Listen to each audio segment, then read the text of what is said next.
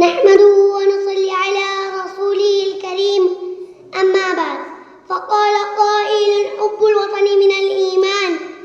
محترم صدر جلسہ اور معزز حاضرین، آج کے یوم آزادی کے جلسے میں میں آپ آواز کے سامنے یوم آزادی 15 اگست کے موضوع پر تقریر کرنے کی جرأت کر رہا ہوں.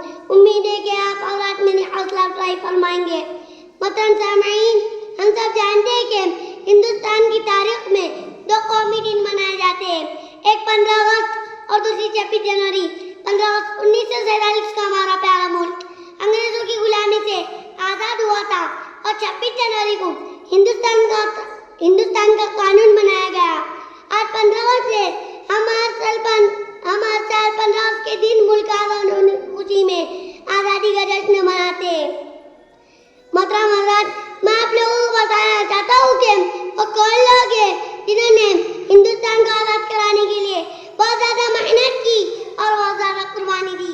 چنانچہ تاریخ گواہ ہے کہ آزادی کے ستاروں میں ٹیپو سلطان شہید، شیخ الہند مولانا محمود حسن دیوبندی، شیخ الاسلام مولانا سید حسین احمد مدنی، مولانا عزت الرحمان سہاروی، حافظ امین شہید، مولانا محمد علی جوہر، امام الہند ابوالکلام آزاد، مسٹر گاندھی جی، سبھاش چندر بوس، پنڈت جواہر لال نہرو اور ان جیسے بہت سارے بڑے بڑے لوگوں نے ملک کو آزاد کرانے میں حصہ لیا اور آزادی کی جنگ لڑی.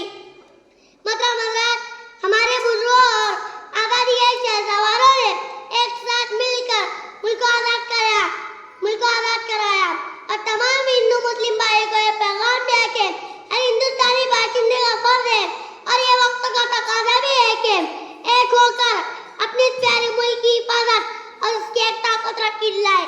قانون انصاف